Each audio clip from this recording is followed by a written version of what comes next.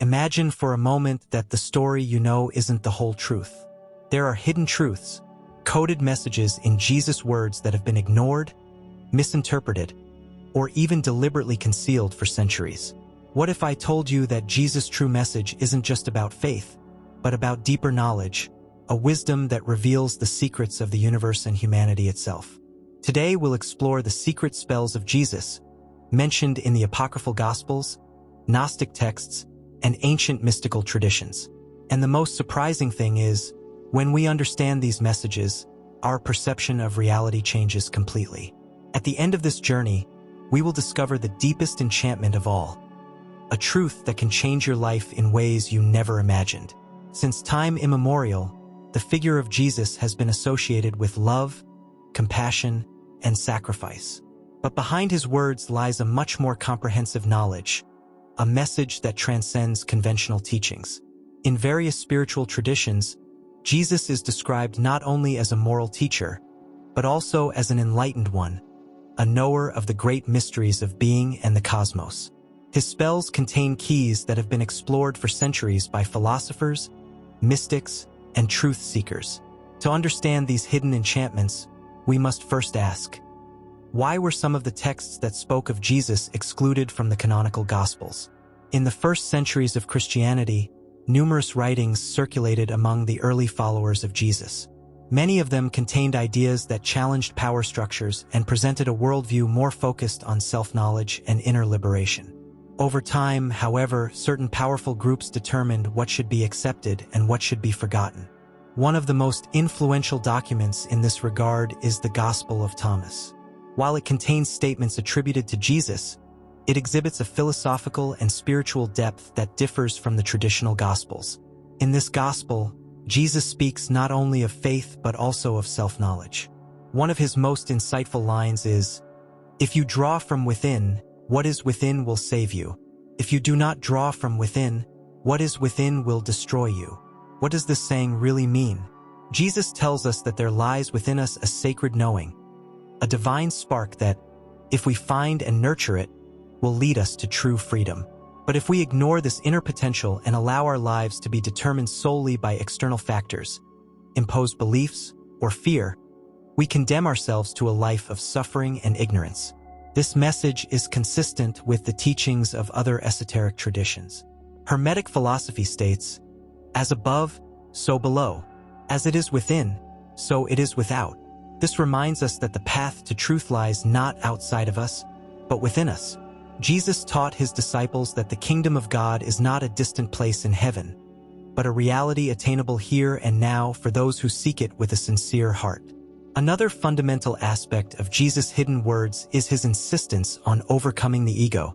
Throughout his life, Jesus spoke in parables, many of which aimed to shatter the illusion of an ego-based identity.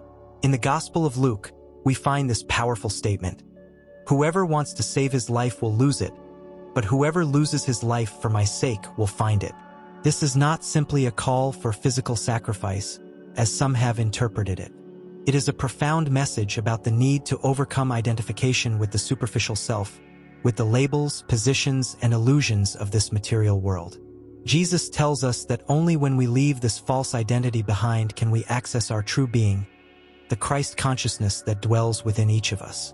The Gnostics, a group of early Christians persecuted for their faith, understood this message well. For them, knowledge or gnosis was the key to salvation.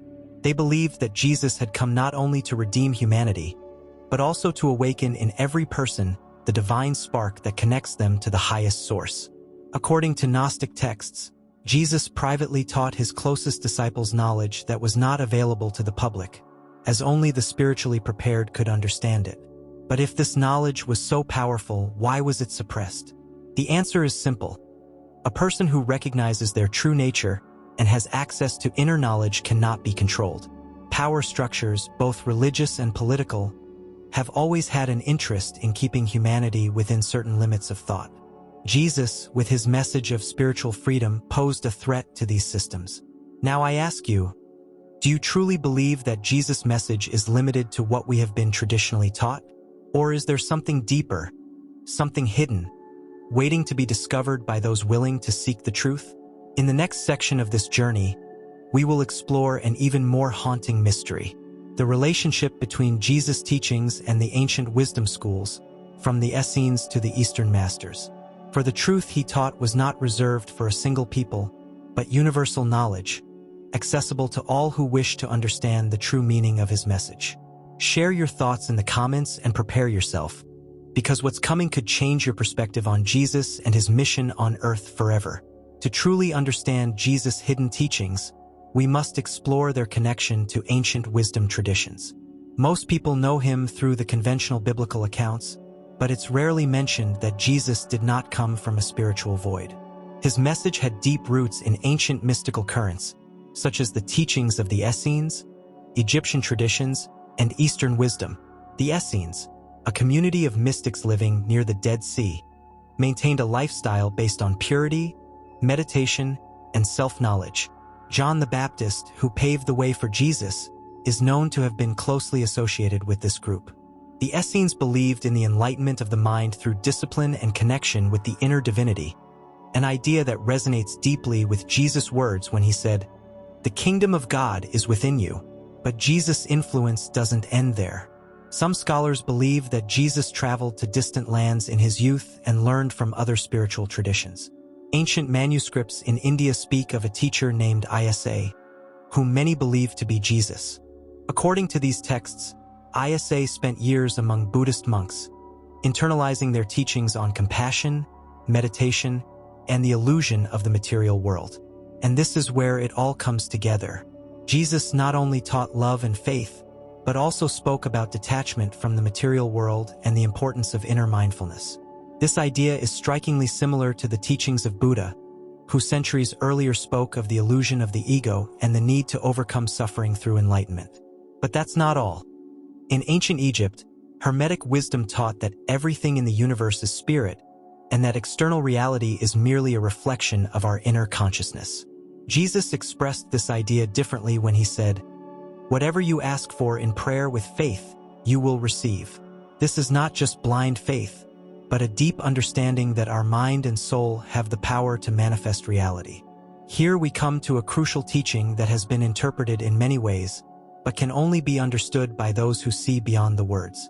Jesus spoke in parables, and many of them concealed profound truths that only those with eyes to see and ears to hear could understand. Take, for example, the parable of the planter. In it, Jesus tells of a man who sows seeds. Some seeds fall on fertile soil and bear fruit. Others fall on rocky ground and fail to grow. At first glance, it seems like a simple metaphor for faith. But upon closer inspection, we realize that Jesus is speaking of the power of consciousness. The seeds represent knowledge, and the soil represents our minds. If our minds are closed, knowledge cannot take root. But if we open ourselves to the truth, that knowledge will blossom and transform us. And what about that famous phrase? It's not just an invitation to prayer, but a code for the search for truth. Jesus tells us that knowledge is not passively imparted. We must actively seek it, with determination and a sincere desire to understand. Yet not everyone was ready to receive this knowledge. In the Gospel of Matthew, Jesus says something disturbing. What do these words mean? Jesus didn't mean to belittle people, but rather warned that sacred knowledge can only be understood by those who are ready to receive it. Attempting to reveal these truths to the unprepared only leads to rejection and confusion. This brings us to a crucial point. Throughout history, great spiritual masters have been persecuted, misunderstood, and even silenced. Jesus was no exception. His message was revolutionary because it taught that true power lies not in religious institutions, but in each individual. He came not to establish a new religion, but to open humanity to its true nature. And what happens when a message of this caliber reaches the world? It challenges power structures. It's no coincidence that Jesus was condemned by the religious and political authorities of his time. He wasn't just another preacher. He was someone who revealed knowledge that could free people from manipulation and fear. Think about it for a moment. How many times has the truth been suppressed throughout history? How many texts have been censored? How many teachers have been silenced? And yet, the truth always finds its way to the light. And that's where it all makes sense. Jesus taught that true awakening comes not from without, but from within. It's not about blindly following imposed dogmas or traditions, but about seeking the truth for yourself. In the next part, we will explore Jesus' most important teaching, a truth so profound that it has been misinterpreted and hidden for centuries. If you truly want to know the ultimate secret that can change your life, then stay until the end, because what comes next is the most revealing of all. Let me know in the comments what you think so far, and if you'd like me to continue, please let me know so I can further explore these hidden secrets. If we examine Jesus' words closely, we discover that his message had an even deeper meaning that has been misinterpreted and distorted over the centuries. Jesus spoke not only of love and faith, but also of the hidden power within every human being. His mission was not only to bring salvation, but also to reveal the path to spiritual enlightenment, a path that few fully understood. But before we reveal this final lesson, we must reveal a secret. Jesus spoke in parables and used symbols and metaphors that seemed puzzling to many. In the Gospel of Mark, his disciples asked him why he spoke that way, and he replied, "Why didn't Jesus explain his teachings directly to everyone?" The answer is simple. True knowledge cannot be imposed. It can only be discovered by those who truly seek it. Those unwilling to receive the truth will reject, mock, or distort it, but those with an open mind will see it clearly. And here we come to the most important lesson of all. Jesus asked, to what truth was he referring? Many have taken this statement as an invitation to follow his teachings, but there is more to it than that. Jesus spoke of a deeper truth that has the power to free humanity from the suffering, fear, and illusions of the material world. To understand this, we must look at another of his most influential messages. This statement from the Gospel of John is one of the most misunderstood in the entire Bible. Jesus wasn't saying that people should worship themselves, but rather that within each of us lies a divine spark, a direct connection to the source of all being. This concept isn't exclusive to Christianity. Many ancient spiritual traditions say that humans are a reflection of the divine. Indian Vedanta philosophy teaches that Atman, the individual soul, and Brahman, the highest reality, are one. Hermetic wisdom says God is spirit and the universe is mental. All this leads us to the same conclusion. The divinity is not separate from us, but within us. Jesus left us another clue in one of his most mysterious statements. The kingdom of God will not come with a warning, and no one will say so, neither here nor there, because here is the kingdom of God within you. Many religions have taught for centuries that the kingdom of God is a place you reach after death. But Jesus said otherwise. The kingdom of God is not a distant goal, but a state of consciousness that can be attained here and now. This is one of the reasons why his teachings were considered dangerous by the authorities of his time. If people understood that divinity resides not in temples or religious institutions, but within themselves, they would no longer depend on intermediaries to connect with God. But there's something even more important. In the Gospel of Thomas, Jesus says, "If we make both one, making the inner like the outer and the outer like the inner, then you will enter the kingdom of heaven." This sentence has a profound esoteric meaning. Jesus tells us that the key to spiritual awakening is the union of opposites, the integration of body and mind, material and divine, conscious and subconscious. This idea is very similar to the teachings of medieval alchemists, who not only sought to transform lead into gold, but also understood alchemy as an inner process of enlightenment. In Kabbalah, there is the concept of tikkun, the restoration of spiritual balance. And in the Taoist tradition, the balance between yin and yang is considered the key to harmony. So if Jesus possessed this profound knowledge, why was he condemned? The answer is clear. His message challenged established beliefs and threatened the control of religious institutions. Jesus taught that divine power belongs not to an elite, but to all people. And when someone reveals knowledge that can free people from manipulation, it inevitably becomes a threat to those who want to maintain control. But here comes the most important part. Jesus left these teachings not only to his disciples of that time, but also to all who would be willing to receive them in the future. His message is timeless and resonates to this day. Now I have a question. What would happen if we truly understood these teachings? What would change in your life if you knew for sure that within you lies the key to accessing the kingdom of God, to connecting with the source of all creation? In the final part of this journey, we will unveil the final secret, Jesus' transcendental teaching, the one that has been distorted and hidden, but which, when understood, will completely change our view of the world. If you've made it this far, get ready, because what comes next is the final revelation. Let me know in the comments what you think so far, and tell me if I should continue with the last part, where we finally reveal the deepest secret of Jesus' teachings. Now we reach the culmination of our journey. We've explored how Jesus taught about the awakening of consciousness, inner divinity, and connection to the kingdom of God within every human being. But there remains one final teaching, a knowledge so powerful that it has been observed, distorted, and hidden throughout history, so that only a few can understand it. Before we unravel this mystery, we must remember one of Jesus' most enigmatic sayings: "Whoever wants to save his life will lose it, and whoever loses his life for my sake will find it." At first glance, this sentence may seem like a call to sacrifice, but its meaning is much deeper. Jesus wasn't speaking of the physical loss of life, but of overcoming the ego, of leaving the limited identity that binds us to suffering and the illusion of separation. This is the core of all advanced spiritual teachings, the death of the false self and rebirth into one's true essence. It is the same principle we find in Buddhist philosophy, which teaches that enlightenment can only be achieved through overcoming the ego. We also see it in spiritual alchemy, where death symbolizes the transformation of humanity into its purest state. Jesus himself experienced this transformation at the moment of his crucifixion. His death and resurrection were not merely historical events, but symbols of a process that each of us must undergo. The crucifixion represents the dissolution of the illusory self, the detachment from the material world, while the resurrection symbolizes the awakening of consciousness, the entry into a state of unity with the divine. But there is something even more impressive. Jesus not only taught this with words, but also left clues for those who truly wanted to understand. In the Gospel of Thomas, a collection of sayings attributed to Jesus that remained hidden for centuries, we find an extraordinary statement: "If you draw from what is within you, what you draw will save you.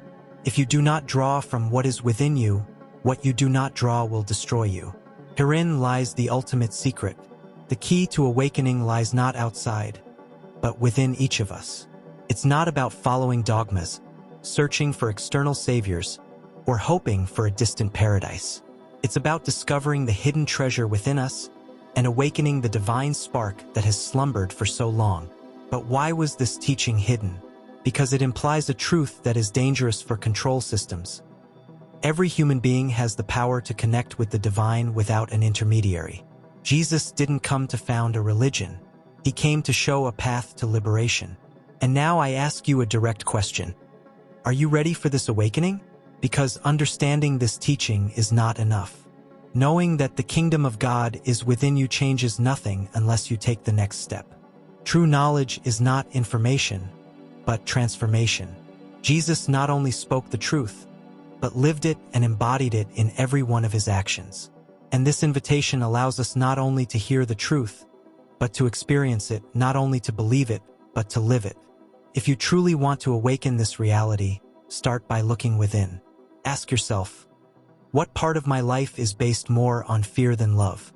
Where am I still clinging to limiting beliefs? Am I living from my true being or from an identity created by the outside world? And above all, remember these words: you will accomplish even greater things. Jesus didn't come to show us what he could do, but what we too are capable of when we awaken our true nature. That is his ultimate secret. The kingdom of God is not a place we reach after death, but a state of consciousness we can attain now. There are no barriers between us and divinity except those we ourselves erect. And when we break down these barriers, when we stop looking outward and turn inward, then and only then will we find the truth that truly sets us free. If this revelation touches you and you feel something awakening within you as you hear these words, then it's no coincidence that you've landed here. Perhaps this is the sign you've been waiting for. Perhaps now is the time to begin your own journey of discovery. Leave me your thoughts in the comments. Tell me which part of this message touched you the most. And if you'd like us to explore this hidden knowledge further, let me know, because this, dear explorer, is just the beginning. Thanks for watching.